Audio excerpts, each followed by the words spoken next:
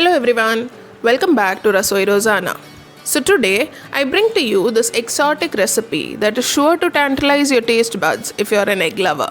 I bring to you a detailed recipe of the egg dum biryani. So stay with me till the end. We'll start the recipe by getting the brown onions ready. In a heated pan, add about 6 to 7 tablespoons of oil. Once the oil is hot enough, add to it about 1 large onion cut up into thin slices. The onions will easily take about 3 to 4 minutes of frying time. Did you know that every state in our country has a recipe for a biryani? It's amazing how a dish brought to us by the Arabs got so widely accepted that it has so many varied versions and tastes. The onions are now slowly browning up. Remove them from heat. Always remember to remove the onions from heat when they are about a shade or two lighter than the required color. The heat in the fried onions allow the color to darken further. As you can see, by the time you remove the entire onions, they have already browned up further. Now let's get to preparing the rice. In a vessel filled with water, add about a cinnamon stick, 2 to 3 cloves, 2 cardamoms, 1 star anise and 1 tej patta. Add about a tablespoon of salt and 2 tablespoons of oil to it. Once the water starts boiling, add to it the basmati rice that was soaked in water for a minimum of half an hour. Do not worry about the quantity of salt that you put while cooking rice. The rice will only absorb as much salt as is required. Once you feel the rice has fluffed up, remove some in your fingers and try to break them. If it breaks without sticking, it is cooked perfectly for a biryani. Now, let's drain out the excess water from the rice. Remember to not throw away this water, as this flavor-rich water will be used in the later part of the recipe. Now that the rice is ready, let's proceed to making a fried egg. In a pan, add the oil that was used for browning the onions. Add a pinch of turmeric and chili powder to it. Mix them well and spread the oil across the pan. Now, break an egg into the pan and let it fry in this flavored oil. This fried egg will be used in the layering of the dum biryani. Our fried egg is also now ready. Now let's start cooking the biryani masala. In a deep bottomed vessel, add about 2 tablespoons of oil that was used for browning the onions.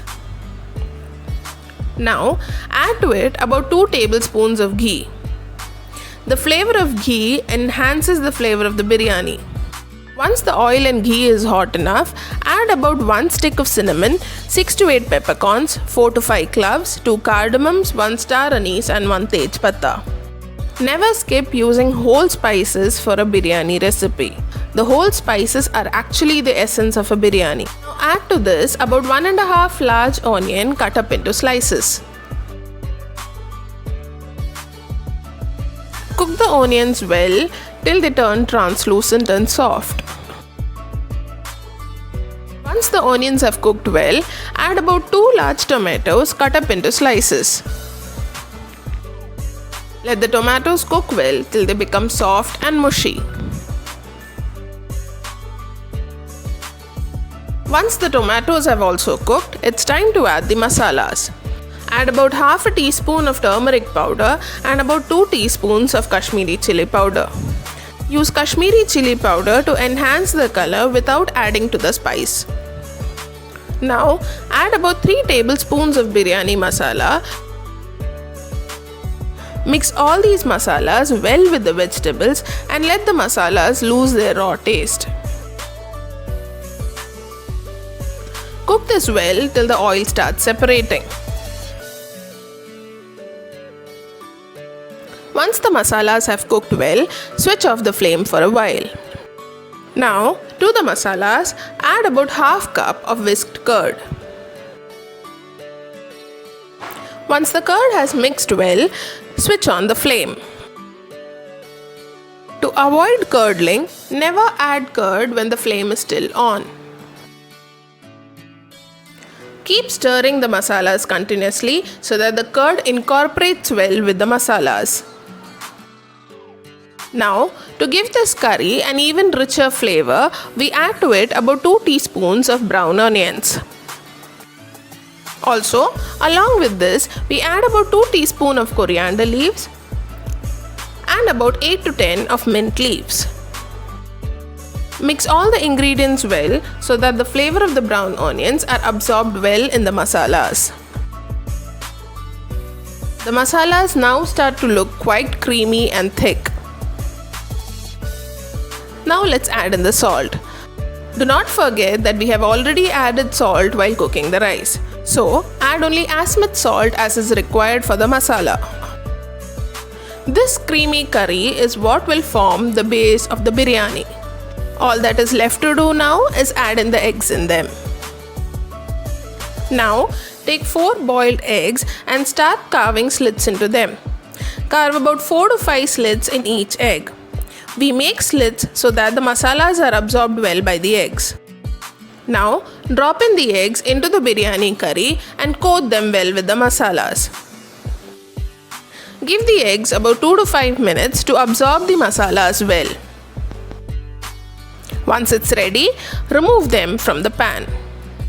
Now, moving on to the final step of this exotic recipe, let's start layering the biryani. Use the same pan that was used for cooking the masalas.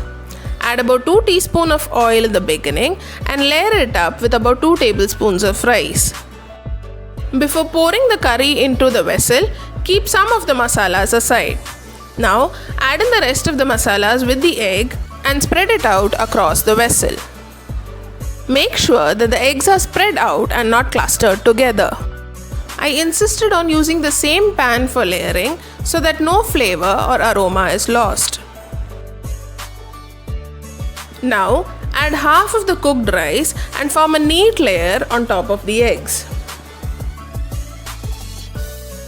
Once the rice is layered well, add about 1/4 cup of the flavored rice water.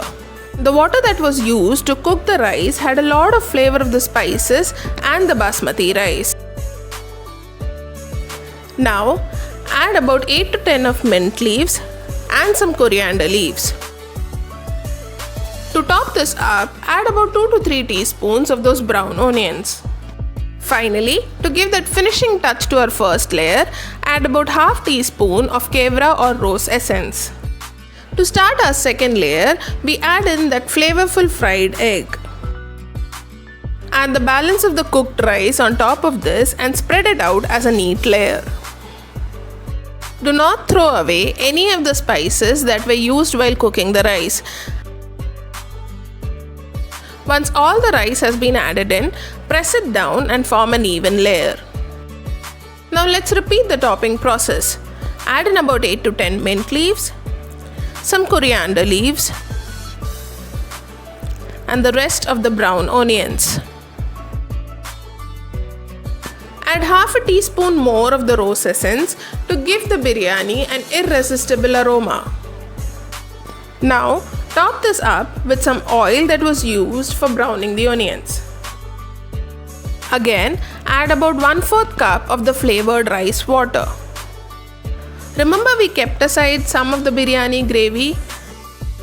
Let's finish the layering process with this gravy. Spread out the gravy thoroughly across the vessel.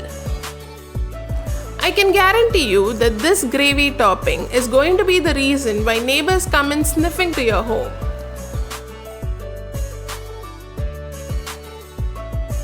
Finally, top it up with some mint leaves and coriander leaves to give it a colorful touch. Now that the layering is done so perfectly, let's start the process of dum cooking. Use an aluminium foil to cover the vessel from all sides. Now press down the lid into the foil and start sealing the edges. Secure the edges tightly so that there is no gap through which the air can pass. You may also secure the edges between the lid and the vessel using some chapati dough. Now, turn on the heat and first cook for 3 minutes on a high flame and then for 15 minutes on a low flame. Once that's done, cover and leave it for 15 more minutes. In these 15 minutes, the flavors would have absorbed well into the biryani. The wait is finally over. Let's dive right in and enjoy. Bon appetit, guys! Do give this recipe a try and let me know in the comment section below. If this recipe made your mouth water, hit that like button and share this video with your family and friends. Also, do not forget to subscribe to my channel and hit that bell icon. Thank you.